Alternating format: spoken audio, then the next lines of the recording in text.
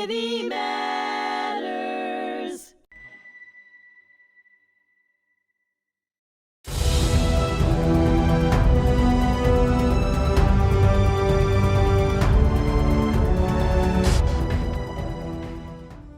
This is Alan Mindel with Influential Origins, and today I have a phenomenal guest, Abraham Hamra. Thank you so much for doing the podcast today. Alan, thank you so much for inviting me, and I'm looking forward to this crucial and important conversation.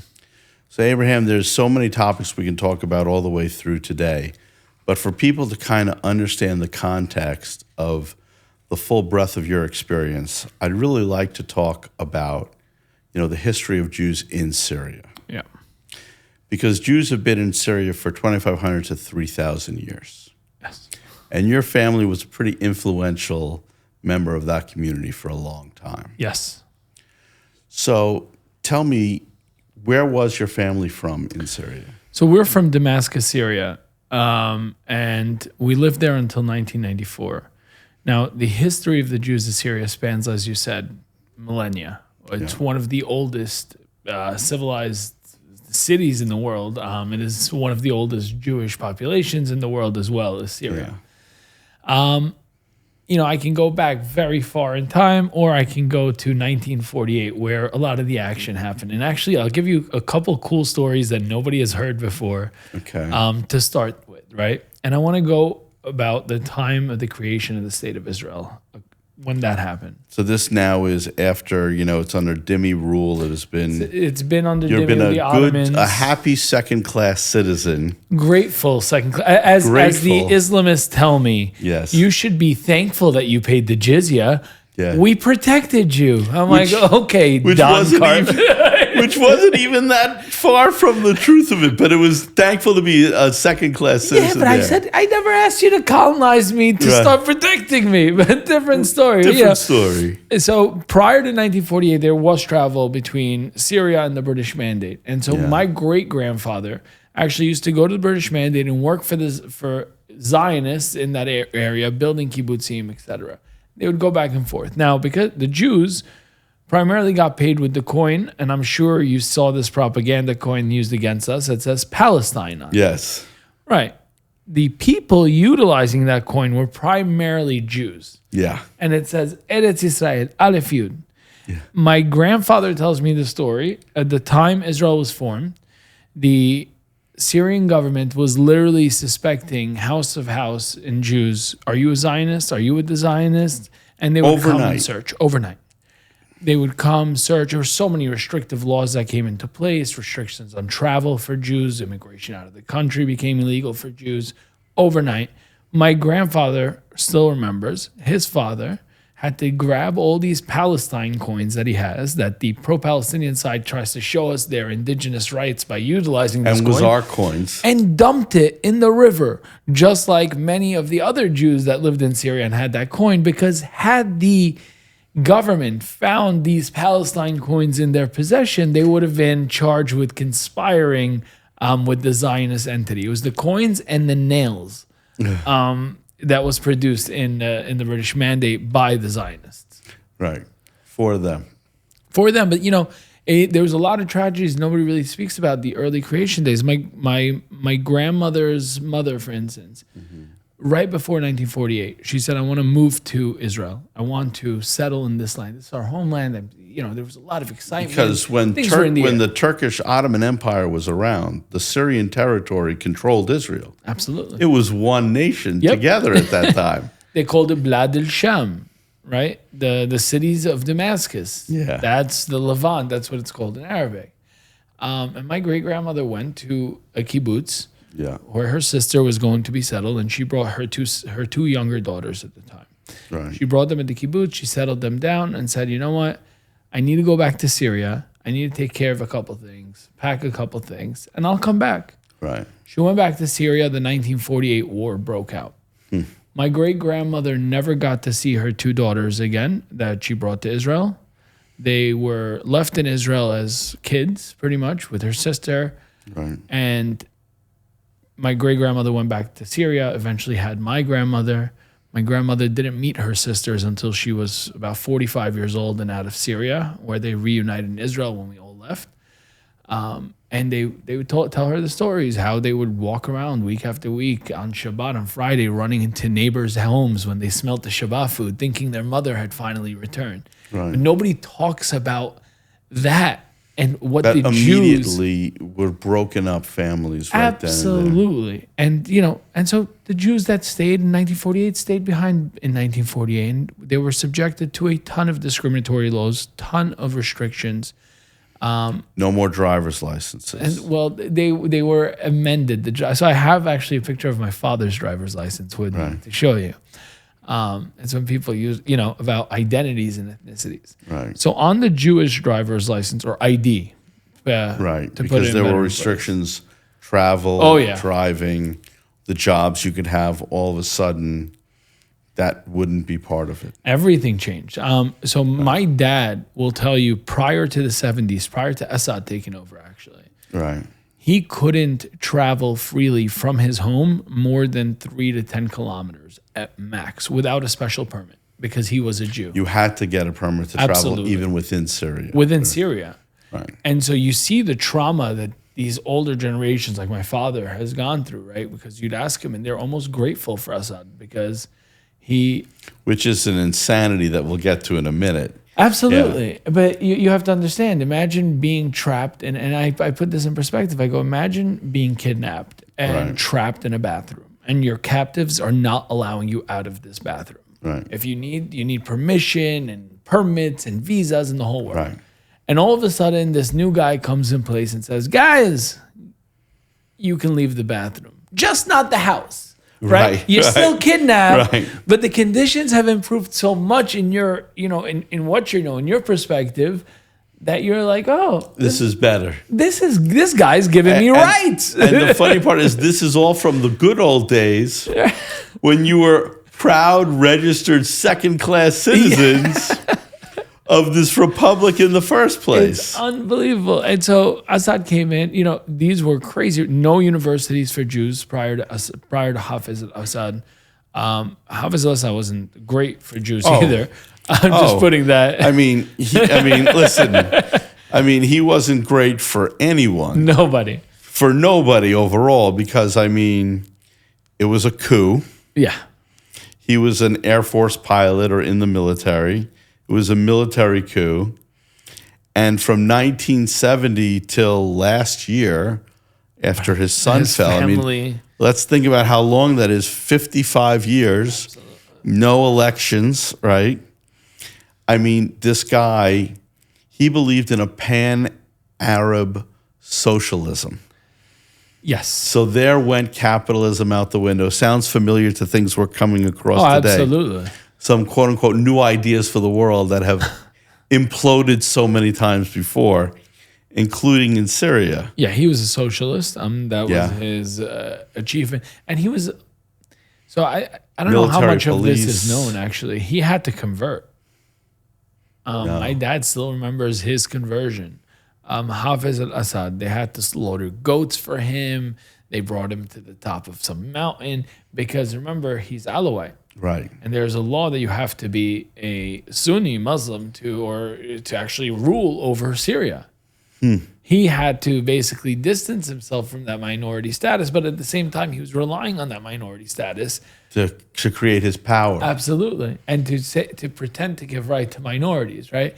At the end of the day, he locked up so many Jews randomly in jail. You're collaborating with the Zionists. You're collaborating with the Zionists. They would just come throw you Sadnaya, and God knows when next time your family's going to see you. Right. The restrictions with him still existed. Like, we couldn't travel out of the country. We couldn't immigrate out freely. If my mother always wanted to be a journalist, that was her dream. She could never be a journalist in Syria. It's not really a dream, right? It's not. There's no free press. Right. And I took it right when I started getting a following on Instagram. Like, to my mother, do you want to be a journalist? Here you go. Like, here's your chance. I have a ton of following now. Like, you can be a journalist. Right. But yeah, they face so many restrictions. But the worst and the real problems that affected us in Syria, sure, there was governmental issues, but it was the Palestinian population in Syria that caused us, that wrecked wrecked our lives. They really. So what would they do on a regular daily basis and over time? What were the events that occurred? Khalid al-Azim was the prime minister of 48. In his memoirs, he admits to asking the Palestinian population, the Arab population that was in the British Mandate of Palestine at the time, to leave their homes. And he writes, it was a matter of months that separated our calls for them to leave their homes and our appeal to the United Nations to resolve the refugee problem. The Palestinians that left and came into Syria in 1948 many of them took the Jewish homes that now were abandoned because of the 30,000 Jews that just went bye-bye. There was 5,000 left over after 48. Right. A lot of those houses were taken over by Palestinians. Right. Just stolen. Until now, actually, they're stealing Jewish assets because there's a Palestinian that's in charge of the deeds there. Till now, they're stealing it. They took our Jewish assets. Many Palestinians started moving into the Jewish quarter in Syria. Assad put them strategically in refugee camps next to the Jewish quarter. And the Jewish population understood that they were prey to the Palestinian predator population.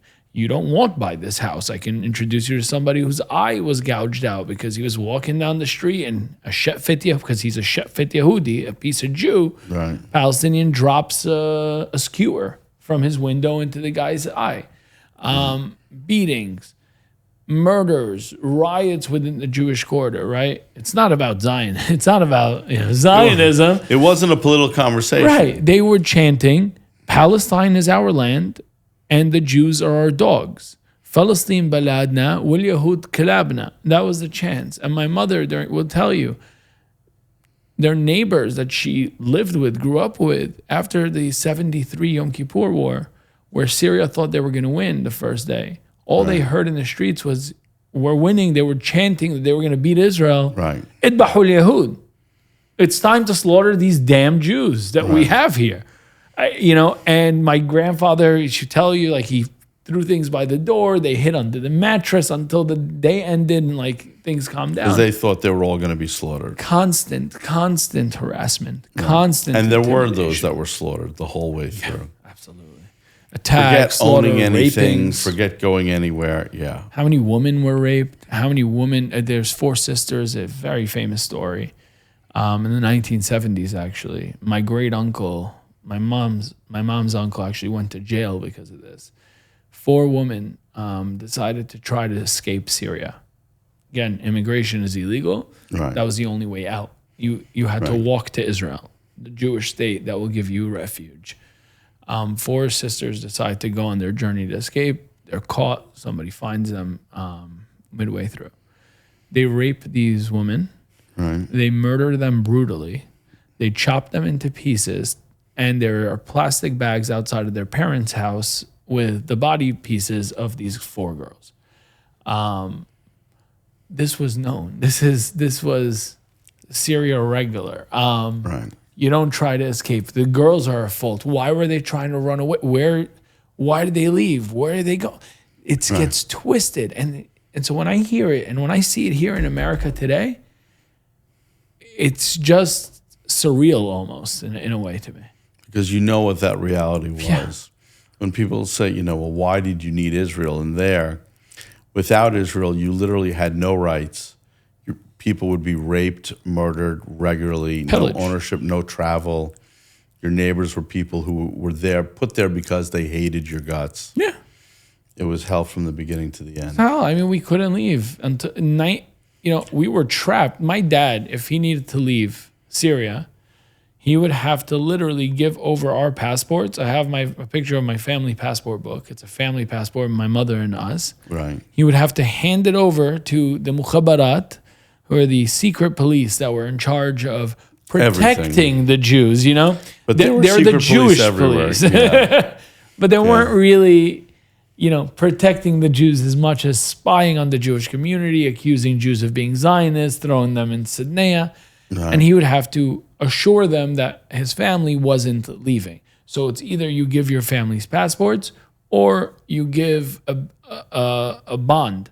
It's like when I was telling you, after those 4 girls were murdered in the 70s, my great uncle, who's a very big plastic surgeon in the United States, has many patents and achieved a lot. Right. He went and protested the Assad regime on the streets of Syria in the 70s. He got taken from his house the next day and that was that. Right. dumped in jail, right? Right. So my great-grandfather at the time paid a huge bond for his son to be able to travel, right? Get him out, but he's going to travel. He's going to go to America for a week and he'll come back to Syria. So because he wasn't going to come back, you need to put money bond. If you're married with a family, you have to put your family as collateral. And so when my dad had to go to Poland to sell pants, which he did often, he was a tailor, he would need to put our passports as collateral. We were trapped. We literally had no right to immigrate. I was attacked as a child. I have a scar right here. You can still see it. Police come, a Palestinian kid, through the instruction of his mother, picks up a stone, throws it at my head. I'm gushing blood. My mother runs outside. What the heck is going on? She sees everything that's happening. She's bugging out. She runs to the mukhabarat. Please come with me. Mukhabarat come. The Palestinian mother standing there. The Palestinian son standing there. I'm gushing blood. I'm a 4-year-old, 3-year-old kid. Right. And the cop literally just tells the mother and son, hey, it's really not, why'd you do this? That was the question. And my mom will tell me, their answer was, so what? He's a Shefet Yehudi. This was the slur. He's a Shefet Yehudi. Just a piece of Jew. What big deal? What did we do? Right. And my mom's like bugging out, obviously. And the mukhabarat's like, okay. Don't do it again. Even if he's Jewish, you're not supposed to attack him. It's not nice. Don't do it again. Thank you and have a nice day, right? Like, there was no justice. Right. Until 1992, where the U.S. reached a treaty with Syria to let us out. So before we get to that, you're a member of your family, which you have the same name, which I'm sure is not accidental. Abraham Hamra was the chief rabbi of Syria. Yes.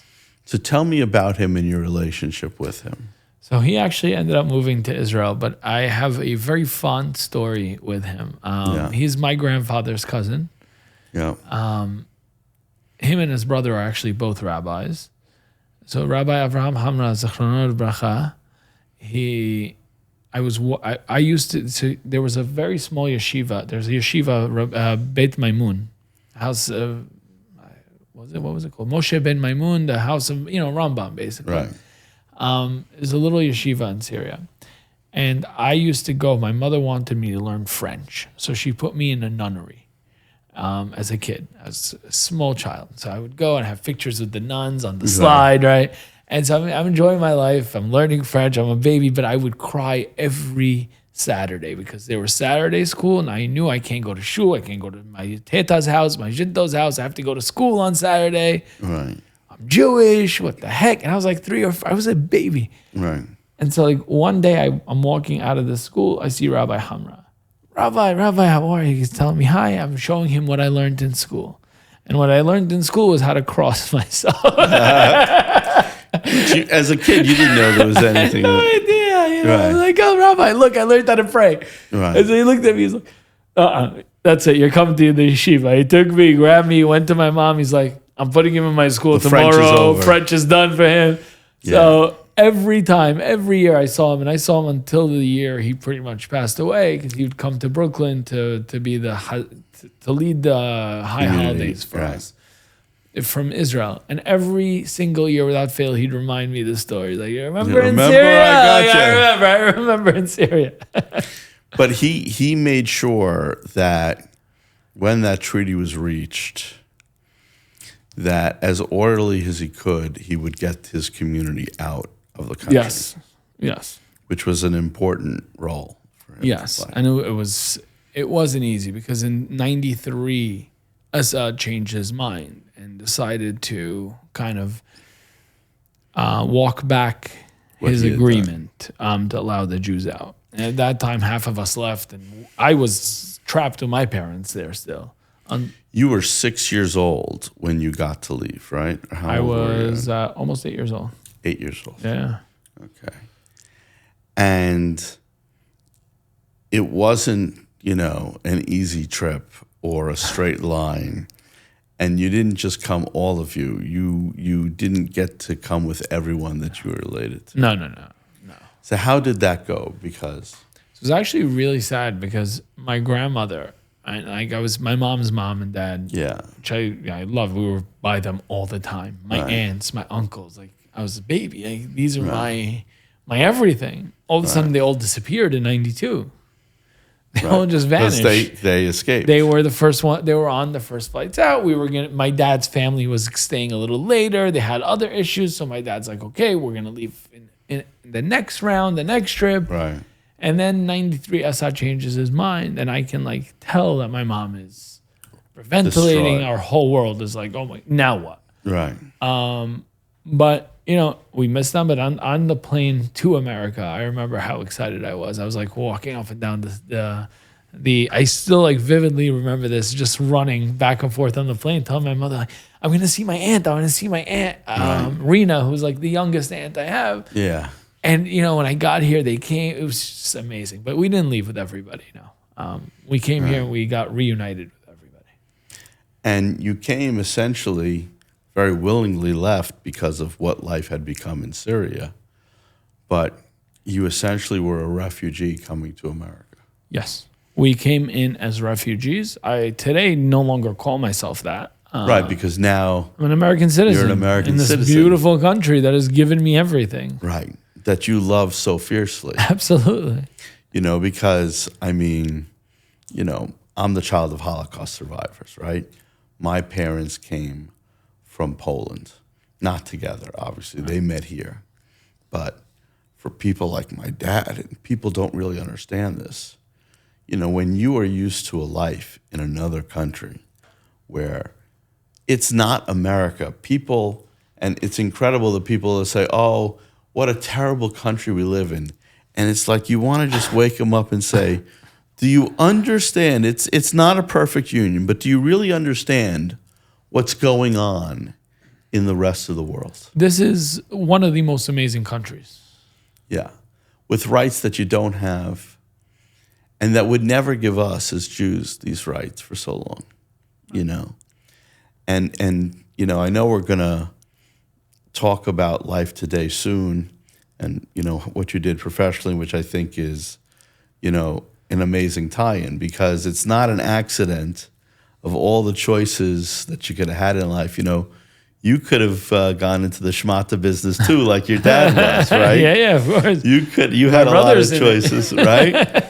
But you decided to become a lawyer. Right. And you decided to become an immigration lawyer. And it can't be an accident that someone who escaped the hell of Hafez al-Assad and his evil son, that regime and hell, and who now makes sure to explain to people what the world is, right? It's no accident that you ended up It's all Hashem. as an immigration lawyer. It's really, for me, it's all Hashem. Of course, immigration speaks to me in a different way. I started off as a litigator, actually. Yeah, I don't know if that's a shock to people either. Really? Probably not. That's where I really kind of shined in litigation. Yeah, That's my strong point. I loved it. Right. I remember vividly, I didn't go into the schmata business. I remember writing my law school entrance letter. And it was super interesting because I continued referencing my time in Syria. Right. And my desire to become an attorney so I can fight for justice, so other people do not feel or do not become persecuted without fighting back, without the rights. And that was the entire entrance essay. Obviously, I got to law school. I'm like, okay, what am I going to choose? Which profession? Right. I forgot one thing because my father never trained me or raised me to be a victim. Right. I never even knew discrimination really existed in certain ways. If that Even though makes you were sense. living in it where you couldn't go more than 3 kilometers. Right, it doesn't even go through my didn't even mind. register. We're in America right now. What 3 kilometers? I can speak. My dad continues telling me, you know how lucky you are. You speak English. You can reach the sky. You can do anything you want to do in this country. You speak the language of the country. If I knew how to speak, I'd sell Walmart. This is the family dream. Is we've all been trying to sell Walmart till today. I've still yet to break it. So if anybody's watching that knows Walmart, please make the connection. If I knew English, and so when I went to law school and I went to college, it wasn't like, somebody's going to not hire me and discriminate against me. But my name wasn't Abraham Hamra at the time. It was Ibrahim Abu Hamra. Right. Okay. And so I graduated law. I graduated college top of my class. I was top of my class in law school almost every single semester. I graduated magna cum laude. Because you appreciated the opportunity. But I couldn't get an interview. You couldn't get an interview. I couldn't get an interview, and I didn't understand why. And because my dad never trained me, right? If you ask me today, why do you think you couldn't get an interview? I'm like, well, my name was Ibrahim Abu Hamra, applying to all these law firms. They're probably looking like, we don't need that guy. Before we get to our next chapter, I'm going to finish us up with a little story about my family to tell you that that's not a unique experience for just your community. But, my uncle, who is also, he's the son of my grandfather, who I didn't know, my father didn't know was alive. Wow. Till, 11 years after he went off to war in the Polish army, right? And he remarried because the rest of my dad's family were all murdered. So he grew up, he was born in the 50s, and, he went to accounting to become a CPA. And then my dad helped him. We went to law school. So he was a CPA and an accountant. And he applied to every law firm in the city of Chicago as a Jewish Norm Mindel. And he still keeps in the top right folder of his desk the rejection letter from every single one of those law firms. And whenever he had a litigation with one of those firms, he'd pull out that letter. And he remembered. Do you want me to show you my letters? He taught them a lesson every single time, and found success levels. So, it's the fuel that burns the fire. Well, this was a great first episode. Thank you so much. Thank you. We'll get to our next now. Thank you.